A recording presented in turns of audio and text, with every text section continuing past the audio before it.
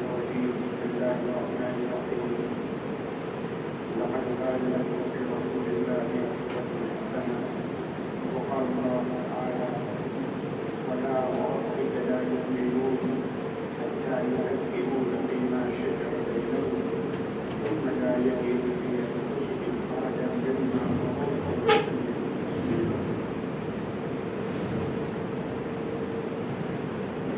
رب اشرح لي صدري ويسر لي امري واحلل عقدة من لساني يفقهوا قولي. اللہ پاک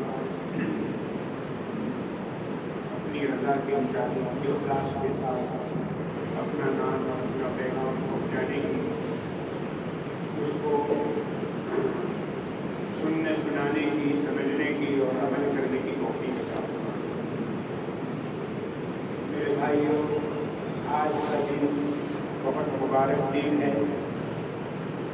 12 ربیع الاول حضور پاک علیہ السلام کی ولادت اور پیدائش بھی اسی دن ہوئی ہے اور آپ کی وفات کا بھی یہی دن ہے. دنیا میں جو کچھ خیر نظر آتی ہے، کہیں اچھائی نظر آتی ہے، وہ سب اسی مہینے کی دین ہے، اسی مہینے کا طفیل ہے، اسی مہینے کا وسیلہ ہے. ربیع فی ربیع فی ربیع، مہینہ ربیع الاول کا اور تاریخ 12 اور پھر جمعہ کا دن، گویا 3 عیدیں جمع ہو گئی ہیں. عید و عید و عید صرن مشتملہ. عربی شاعر کہتا ہے کہ 3 عیدیں جمع ہو گئی. میرے بھائیوں، ربیع الاول کا مہینہ وہ مہینہ ہے جس میں دنیا نے خیر دیکھی. دنیا جس وقت ظلمت سے اور تاریکی سے بھری ہوئی تھی، حضرات صحابہ اسلام لانے سے پہلے یہ فخر کیا کرتے تھے کہ میں اس باپ کا بیٹا ہوں جس کے باپ نے کبھی کما کر نہیں کھایا، لوٹ کر کھایا. میں اس باپ کا بیٹا ہوں. یعنی دنیا لوٹ سے، شرابی، کبابی، زانی اور زویلیوں سے بھری ہوئی تھی. صحابہ اسلام لانے سے پہلے یہ فخر کیا کرتے تھے کہ میں اس باپ کا بیٹا ہوں جس کے باپ نے 100 کوانی لڑکیوں کے ساتھ زنا کیا ہے، ان کی عصمت دری اور عزت لوٹی ہے. صحابہ اسلام لانے سے پہلے یہ فخر کیا کرتے تھے کہ میں اس خاندان کا بیٹا ہوں کہ میرے خاندان نے فلاں خاندان کے ساتھ 40 سال تک جنگ لڑی ہے. شراب پینے پر فخر کرتے تھے، لوٹ پر فخر کرتے تھے، بدکاری پر فخر کرتے تھے، جنگوں کے اوپر، لڑائیوں کے اوپر فخر کرتے تھے. جناب نبی پاک صلی اللہ علیہ وسلم کی تعلیمات کے نتیجے میں اس وقت حضور کی نگاہوں کے سامنے 1,20,000 سے زیادہ حضرات صحابہ کا ایسا مجمع تیار ہوا، ایسے نمونے تیار کر کے گئے. جناب نبی پاک صلی اللہ علیہ وسلم ایک صحابی اپنی جگہ پر ایک نمونہ. خود ہمارے گاندھی جی کو کہنا پڑا کہ ہندوستان کو اگر جنت نشان بنانا ہو، جنت کا نمونہ بنانا ہو، تو ابو بکر اور عمر کی زندگی کو اختیار کرو. گاندھی جی کا ایک قول. حضرات صحابہ کی ایسی جماعت تیار فرمائی جناب نبی پاک صلی اللہ علیہ وسلم نے. میرے بھائیوں، خاندانوں کی بنیاد پر آپس میں لڑنے والے ایسے شیر و شکر ہو گئے، دودھ اور شکر جیسے مل جاتی ہے، ایسے ملے ہیں یہ لوگ کہ مثال قائم کر دی. آپس کی اونچ نیچ کو ختم کر دیا. آپس میں خاندانوں کے جو دائرے بنے ہوئے تھے، زبانوں کی اور لینگویج کی بنیاد پر آپس میں جو دائرے بنے ہوئے تھے، علاقوں کی بنیاد پر آپس میں، رنگ و نسل کی بنیاد پر آپس میں جو دائرے بنے تھے وہ سب کو ختم کر دیا. اور بلال حبشی جیسا آدمی جن کو حضرت عمر رضی اللہ تعالیٰ عنہ یہ کہنے پر مجبور ہوئے کہ بلال سیدنا، بلال ہمارے سردار ہیں. قریشی آدمی کسی کو خاطر میں نہیں لاتے تھے، لیکن بلال جیسے موٹے کالے کلوٹے موٹے ہونٹ والے آدمی کو اپنا سردار اور اپنا باس ماننے پر تیار ہو گئے. ایسی مثالیں قائم فرما لی. میرے بھائیوں، اللہ پاک نے ہمیں ایسے عظیم نبی عطا فرمائے. اللہ نے اسلام کے طفیل ہمیں سینکڑوں نعمتیں عطا فرمائی ہیں، لیکن اس میں جو اتنی عظیم نعمتیں، اتنے بڑے تحفے عطا فرمائے ہیں کہ دنیا کی کسی قوم کے پاس ایسی نعمتیں نہیں ہیں. ایک ہے قرآن مجید، اور دوسری نعمت ہے جناب نبی پاک صلی اللہ علیہ وسلم کی ذات گرامی. ایسی کتاب، ایسی مذہبی کتاب دنیا میں کسی کے پاس نہیں، اور ایسے مذہبی پیغمبر، ایسے پیشوا دنیا کی کسی قوم کے پاس نہیں. مذہب میں اچھی تعلیمات تو ہر ایک کے وہاں موجود ہے، لیکن جناب نبی پاک صلی اللہ علیہ وسلم پریکٹیکلی ایک عملی مثال سے، باتیں تو کتابوں کے اندر بہت ہوا کرتی ہے، ہر مذہب میں آپ کو اچھی اچھی باتیں مل جائے گی، لیکن اس مذہب کی تعلیمات کا کوئی نمونہ، کوئی ماڈل وہ لوگ پیش نہیں کر سکتے. لیکن اگر آپ کو اسلام کو دیکھنا ہو، پریکٹیکلی اسلام کو دیکھنا ہو تو حضور کو دیکھ لیجیے، پریکٹیکلی قرآن مجید کو دیکھنا ہو تو حضور کو دیکھ لیجیے. گویا یہ کہہ سکتے ہیں اللہ نے ہم کو دو قرآن مجید عطا فرمائے، ایک قرآن مجید سائلنٹ اور خاموش، اور ایک قرآن مجید بولنے والا، یعنی حضور پاک علیہ السلام کی ذات گرامی. آپ مستقل ایک قرآن مجید ہیں. جو قرآن مجید کا قول ہے وہ جناب نبی پاک صلی اللہ علیہ وسلم کا عمل ہے. آپ نے وہ نمونے پیش کیے ہمارے سامنے. میرے بھائیوں، ایسے نبی عطا فرمائے ہیں اللہ پاک نے ہم کو. فقط مسلمان نہیں، غیر قومیں، بڑے بڑے سائنٹسٹ، ایجوکیٹڈ لوگ حضور پاک علیہ السلام کی اور محمد صلی اللہ علیہ وسلم کی تعریف کرنے پر مجبور ہیں. مائیکل ہارٹ نے ایک کتاب لکھی ہے دی 100، دنیا کے 100 بڑے بڑے آدمی، پوری دنیا کے سلیکٹڈ 100 بڑے آدمیوں کی ایک کتاب لکھی دی 100 نام. اس میں سب سے پہلے نمبر پر پروفیٹ محمد صلی اللہ علیہ وسلم کا نام لکھا، حالانکہ وہ عیسائی اور کرسچن تھا.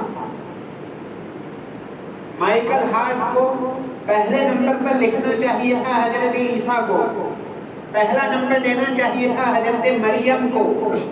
جب وہ بہت بڑا سائنٹسٹ تھا، اس کو چاہیے تھا کہ سر آئزیک نیوٹن کو پہلا نمبر دیتا، وہ بہت بڑا سائنٹسٹ گزرا ہے، لیکن وہ مجبور تھا پہلے نمبر پر محمد صلی اللہ علیہ وسلم کا نام لیا. سویڈن میں ایک مرتبہ پوری کنٹری کا سروے ہوا، پوری کنٹری کا یہ کہیے کہ الیکشن ہوا. پوری کنٹری کے نام ایک میسج جاری کیا گیا کہ یہ 10 آدمیوں کی لسٹ ہے، ان 10 آدمیوں میں تم کو کون سا آدمی بہت زیادہ پسند ہے، تم کس کو لائک کرتے ہو، اس کو ٹک کرو. پوری کنٹری نے اس کو اپنا اپنا نشان لگا کر بھیجا. ریزلٹ کے دن جب کھولا گیا کمپیوٹر کو، اور جو ریزلٹ آیا ہے 67%، 67% نام حضور پاک علیہ السلام کے سامنے انہوں نے ٹک دیا تھا کہ ہمیں دنیا میں سب سے زیادہ اگر کوئی پسندیدہ کوئی ہستی ہے تو محمد صلی اللہ علیہ وسلم. کنٹری عیسائیوں کی مجبور ہے دنیا کی قومیں. میرے بھائیوں، اللہ پاک نے ہمیں ایسی ذات گرامی عطا فرمائی ہے. آپ صلی اللہ علیہ وسلم کی ذات گرامی، آپ کی پوری لائف محفوظ ہے، ریکارڈ ہے. آج ٹیکنالوجی کے زمانے میں کسی کی لائف ایسی محفوظ اور ریکارڈ نہیں، لیکن 1400 سال پہلے گزرنے والے نبی کی لائف ہمارے سامنے ایسی محفوظ جیسے میں حضور پاک علیہ السلام کو کتابوں میں حدیثوں میں چلتے پھرتے دیکھ پا ہوں۔ میں اپنے باپ کو اتنے اچھے طریقے سے نہیں پہچانتا جتنا میں اپنے نبی کو پہچانتا ہوں۔ آپ کی راتیں کیسی تھی، آپ کے دن کیسے تھے، آپ نے اپنی بیویوں کے ساتھ کیا گفتگو فرمائی، ایک ایک چیز رکھو، اس لیے کہ آپ دنیا میں آئے ہی تھے اسی لیے تاکہ آپ نمونہ بنے، آپ کی پیروی کی جائے۔ آپ کی زندگی بہت پاکیزہ صاف ستھری تھی، دنیا کے لیے قیامت تک کے لیے اللہ پاک نے آپ کو نمونہ بنایا۔ دنیا میں اس وقت جتنی دنیا آباد ہے 6 ارب دنیا ہے اس وقت، ان میں سے کوئی آدمی یہ نہیں کہہ سکتا کہ میرے لیے محمد کی زندگی میں نمونہ نہیں۔ حضور پاک علیہ السلام کے اندر اللہ پاک نے سارے حالات جمع کر دیے۔ آپ بادشاہ وقت بھی تھے، آپ نے مزدوری بھی کی، آپ نے بکریاں بھی چرائی، آپ نے جزمین بھی دیا، انصاف بھی کیا، آپ نے تجارت بھی کی، آپ نے کھیتی باڑی بھی کی، آپ نے ہر چیز کو جناب نبی پاک صلی اللہ علیہ وسلم کی زندگی میں سارے واقعات، یعنی دنیا میں اس وقت کتنی قسم کے لوگ، کوئی ڈاکٹر ہے، کوئی انجینئر ہے، کوئی کیا ہے، کوئی کیا ہے، کوئی کیا ہے، سارے حالات اللہ پاک نے آپ کی زندگی میں جمع فرما دیے تھے۔ سب کے لیے حضور کی زندگی نمونہ، آپ کی زندگی کو ایسے محفوظ کیا گیا۔ دنیا میں کسی مذہبی کتاب کو ایسا تحفظ حاصل نہیں ہوا۔ بائبل کا حال دیکھ لیجیے کیا حال ہے، اور ان پیغمبروں کی زندگی کیسی ریکارڈ کیسی محفوظ ہے وہ آپ کو معلوم ہے۔ حضرت موسیٰ علیہ السلام کی 40 دن کی زندگی بھی محفوظ نہیں رکھ پائے وہ۔ یہود دنیا میں اکانومی کے اعتبار سے، میڈیا کے اوپر کنٹرول کے اعتبار سے 1 نمبر کی قوم، لیکن اپنے نبی کی لائف کو یہ لوگ محفوظ نہیں کر پائے۔ عیسائی دنیا میں آبادی کے اعتبار سے، پاپولیشن کے اعتبار سے 1 نمبر کی قوم، لیکن حضرت عیسیٰ علیہ السلام کی زندگی ان کے پاس ریکارڈ نہیں، ان کے پاس محفوظ نہیں۔ ہمارے پاس جناب نبی پاک صلی اللہ علیہ وسلم نے پوری زندگی میں کیا کھایا، کیا پیا، کیا پہنا، کہاں آئے، کہاں گئے، کن سے ملے، آپ کی گود میں کتنے بچوں نے پیشاب کیا، یہ بھی لکھ دیا۔ کتنے بچوں کو آپ کی گود نصیب ہوئی، ایک ایک چیز حضرات صحابہ نے، حضرات محدثین نے ریکارڈ کر کے رکھ دی۔ میرے بھائیوں، یہ اسی لیے ہوا کہ اللہ پاک نے آپ کی زندگی کو نمونہ بنایا ہے، نمونہ بنانا تھا، قیامت تک کی انسانیت کے لیے نمونہ بنانا تھا، اس لیے اللہ پاک نے آپ کی زندگی کو محفوظ کروایا۔ آپ کی زندگی تو محفوظ ہے میرے بھائیوں، یہ پہلا فریضہ تھا ہمارا کہ نبی کی زندگی کو محفوظ کریں، الحمدللہ ہو گئی، لیکن ہمارا ایک دوسرا فریضہ ہے، آپ کی زندگی اور لائف کو پریکٹیکلی طور پر، عملی طور پر محفوظ کر کے دنیا کے سامنے پیش کریں۔ حضور کی زندگی جو کتابوں میں ہے اس کا نمونہ پریکٹیکلی طور پر دنیا کے سامنے پیش کرنا، یہ ہماری ذمہ داری ہے۔ یہ ہماری دوسرے نمبر کی ذمہ داری میں بہت کمی آئی ہے۔ پہلی ذمہ داری تو ہم نے پوری کی، قرآن مجید محفوظ، حدیث محفوظ، آپ کی لائف محفوظ، آپ کی تعلیمات محفوظ۔ ارے حضور کی لائف تو بہت بڑی بات ہے۔ حضور کی لائف کو جمع کرنے والے حضرات صحابہ، تابعین، محدثین، جنہوں نے حدیثوں کو جمع کیا، حدیثوں کو جمع کرنے والے 5 لاکھ راویوں کی لائف محفوظ ہے ہمارے پاس۔ میں ایک حدیث آپ کے سامنے پیش کروں، وہ حدیث مجھ سے لے کر حضور پاک علیہ السلام تک کون کون واسطے سے مجھ تک پہنچی ہے، درمیان کی کڑیاں، درمیان کی پوری چین مجھے معلوم ہے۔ یہ حدیث میں نے سنی تھی، حضور پاک علیہ السلام کے بیچ میں 28 واسطے ہوتے ہیں میرے اور حضور کے بیچ میں، اور میرے پاس پڑھنے والوں کے 29 واسطے ہو جاتے ہیں۔ اور ایک ایک کی زندگی ریکارڈ ہمارے پاس۔ میرے بھائیوں، ایسی پاکیزہ اور صاف ستھری زندگی ہمارے پاس نبی کی موجود ہے۔ ہم بہت خوش قسمت قوم ہے اس معنی کر، لیکن ہماری بدقسمتی یہ ہے کہ ہم نے اتنے بڑے نبی کی زندگی کو، نمونے کو چھوڑ کر ہم نے دوسروں کا طریقہ اختیار کر لیا۔ یہ جو حالات ہے آج کل، میرے بھائیوں، حالات کی وجہ سے پریشان ہونے کی ضرورت نہیں ہے۔ یہ جو حالات آتے ہیں اللہ کی حکمت ہوا کرتی ہے۔ کبھی شر کے اندر خیر کا پہلو نکل آتا ہے۔ دنیا میں ہار جانا، دنیاوی اعتبار سے شکست اور ہار، یہ کوئی باطل ہونے کی نشانی نہیں ہے۔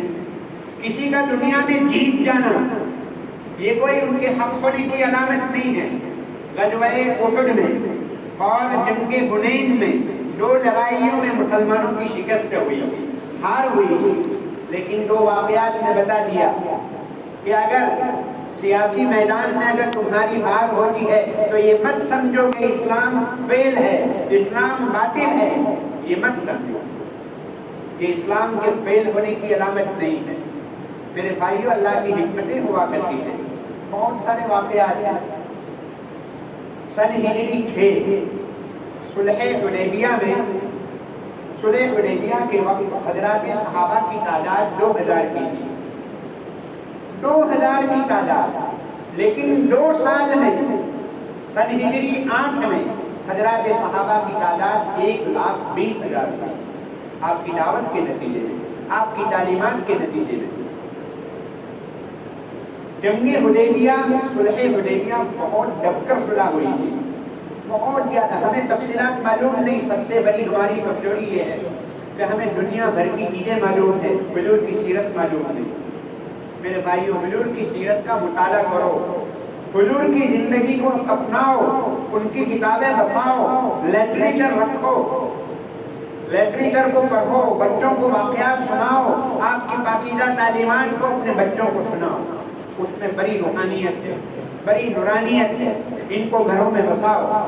بہت اچھی کتابیں آپ کو مل جائے گی۔ مولانا حسن عبداللہ برکوٹ روی صاحب کی آپ کتابیں لے لیجیے، اللہ پاک نے ایسا قلم عطا فرمایا، اتنا بڑا آدمی ہمیں عطا فرمایا، ان کی کتابیں پڑھو، سیرت سرکار مدینہ پڑھو، اسوہ رسول اکرم پڑھو، بہت ساری کتابیں ہیں ہمارے پاس۔ غیر مسلمین نے بھی کتابیں لکھی ہیں حضور کے بارے میں، اور وہ مجبور ہوئے ہیں۔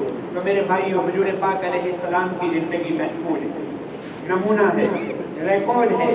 اور میرے بھائیو، یہ حالات کی وجہ سے پریشان ہونے کی ضرورت نہیں ہے۔ حالات جب بھی آئے ہیں تو الحمدللہ نتیجہ الٹا ہی آیا۔ اس وقت فرانس کے جو حالات ہیں ہمارے سامنے، حضور پاک علیہ السلام کی شان میں جو گستاخی کی گئی، وہاں پر جو کارٹون بنائے گئے اور جو کچھ حالات آئے ہیں، آپ دیکھیں گے انشاءاللہ، ان قریب دیکھیں گے، دنیا کی قومیں مجبور ہوگی حضور کا مطالعہ کرنے پر، ریسرچ کرنے پر، اور لوگ اسلام قبول کریں گے۔ ہمارے سامنے پوری تاریخ ہے۔ 9/11 کے موقع پر بھی ایسا ہی ہوا تھا۔ امریکہ میں ورلڈ ٹریڈ سینٹر جب توڑا گیا اور جو حالات آئے تھے، اس کے بعد امریکہ کے ایک شہر میں تقریباً 4,500 آدمیوں نے اسلام قبول کیا۔ یہ تو فقط میں ایک شہر کی گفتگو کرتا ہوں۔ اس طرح کے بہت سارے حالات، بہت سارے واقعات ہیں ہمارے سامنے۔ 1857 میں جب انگریز غالب آ گئے، مغلوں کی سلطنت کا خاتمہ ہو گیا، الحمدللہ اس کے بعد ہندوستان کے اندر بلکہ پوری دنیا کے اندر یہ چھوٹے بڑے مدرسے قائم ہوئے۔ ایک طرف دیکھا گیا سیاسی اعتبار سے ہماری شکست ہوئی، مغل سلطنت کا خاتمہ ہوا، لیکن وہ خیر وجود میں آئی۔ جب بھی کوئی شر ہوتا ہے تو اللہ پاک اس میں سے خیر کو نکالتے ہیں۔ ایسے واقعات ہمارے سامنے 1-2 نہیں، 20 ایسے واقعات ہیں۔ لہذا حالات سے پریشان ہونے کی ضرورت نہیں ہے۔ اسلام کوئی ایسا کمزور، اسلام کوئی ایسا کاغذ کا برتن نہیں ہے، کوئی ایسا کانچ کا برتن نہیں ہے کہ نیچے گر جائے گا اور ٹوٹ جائے گا، ایسا نہیں ہے۔ حالات کو سمجھنے کی ضرورت ہے۔ یہ فرانس میں یا پوری دنیا میں اس وقت جو حالات اور جو واقعات پیش آتے ہیں، کیوں پیش آتے ہیں؟ اصل میں اسلام تیزی کے ساتھ ترقی کر رہا ہے، لوگوں کے دلوں کو فتح کرتا جا رہا ہے، بہت تیزی کے ساتھ اسلام پھیلتا جا رہا ہے۔ بڑے بڑے ایجوکیٹڈ لوگ، بڑے بڑے سائنسدان اسلام قبول کرتے چلے جا رہے ہیں۔ اس کی بنیاد پر ان کو جیلس ہے، ان کو حسد ہے کہ اسلام کو اتنا تیزی سے آگے بڑھ رہا ہے۔ اس لیے اسلام سے لوگوں کو روکنے کے لیے شکوک و شبہات ڈالنے کی کوشش کی جاتی ہے، میڈیا کے ذریعے اور لٹریچر کے ذریعے اور ایسے ایسے حالات پیدا کرنے کے ذریعے مسلمانوں کو شکوک و شبہات ڈالنے کی کوشش کی جاتی ہے۔ لہذا میرے بھائیوں، ایسے حالات میں پریشان ہونے کی ضرورت نہیں۔ اسلام کو جتنا دبایا جائے گا اسلام اتنا ہی ابھرے گا، ریزلٹ اور نتیجہ انشاءاللہ اچھا ہی آئے گا۔ لیکن ہمیں دشمنوں کی اسکیموں کو سمجھنے کی ضرورت ہے، ہمیں پریشان ہونے کی ضرورت نہیں ہے۔ ہمیں ایسے حالات میں اسلام کا مطالعہ کرنا چاہیے۔ ہم میڈیا پر زیادہ ہماری نظریں ہوتی ہے، ہمارا ذہن میڈیائی بنا ہوا ہے۔ میرے بھائیوں، درس قرآن میں بیٹھو، درس حدیث میں بیٹھو، فقہ کی مجلسوں میں بیٹھو، سیرت کی مجلسوں میں بیٹھو، انشاءاللہ اس سے آپ کا اسلامی ذہن بنے گا۔ اسلامی ذہن بنانا، اس کے لیے تھوڑا سا وقت فارغ کرنا پڑے گا۔ میرے بھائیوں، خاص طور پر ان حالات میں، یہ جو حالات ہیں اس وقت ہماری سب سے بڑی ذمہ داری ہے کہ ہم جناب نبی پاک صلی اللہ علیہ وسلم کی زندگی کا اتباع ہم اپنی زندگی میں اتاریں۔ میں اپنی زندگی کا جائزہ لوں کہ میری زندگی میں کیا کمی ہے، کہاں پر کمی ہے۔ میں دیکھوں میری تجارت میں اگر کمی ہے، حضور پاک علیہ السلام کی تجارت کا انداز کیا تھا، حضور پاک علیہ السلام کا لباس کیا تھا، حضور پاک علیہ السلام کی گھریلو زندگی کیسی تھی۔ میں ایک ایک زندگی کا جائزہ لوں، میری زندگی میں جو کمی ہے تو اس کمی کو پورا کرنے کی کوشش کروں۔ ہم عہد کریں کہ انشاءاللہ آج کے دن ہم اپنی زندگی کا جائزہ لیں گے، سب سے پہلے فرائض کے سلسلے میں، اسی طرح حرام کے سلسلے میں، حرام کو چھوڑنے کے سلسلے میں، فرائض کو زندگیوں میں آباد کرنے کے سلسلے میں میرے بھائیوں تھوڑا سا پیش رفت کرنی پڑے گی، آگے بڑھنا پڑے گا۔ اسلام کو کوئی خطرہ نہیں، لیکن ہمارے کلچر کو خطرہ ہے، ہماری آنے والی نسلوں کو خطرہ ہے۔ اگر ہماری سستی رہی، غفلت رہی تو پھر ہمارے ایمان کو خطرہ ہے، اسلام کو خطرہ ہے۔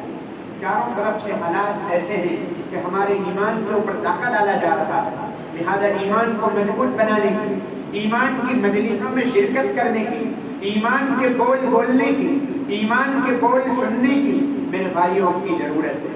ایمانی مجلسوں میں بیٹھ کر اپنے ایمان کو تازہ کرو، کتابی تعلیم کو لازم کرو، دعوت و تبلیغ کو، اس کو محبت بھری نظروں سے دیکھو۔ اللہ کی بہت بڑی نعمت ہے، اس وقت اللہ پاک نے یہ جو نعمت عطا فرمائی ہے اس میں شرکت کرو، اپنا وقت لگاؤ۔ اپنی ایمان کی حفاظت کرنا چاہتے ہو، اگر نسلوں کی ایمان کی حفاظت کرنی ہے تو میرے بھائیوں تھوڑا سا وقت فارغ کرنا پڑے گا۔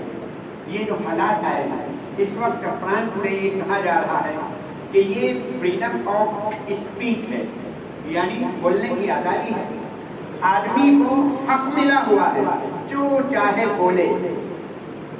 میرے بھائیوں میں سوال کرتا ہوں کہ کیا اس کی کوئی لمٹ ہے یا نہیں، کوئی حد ہے یا نہیں؟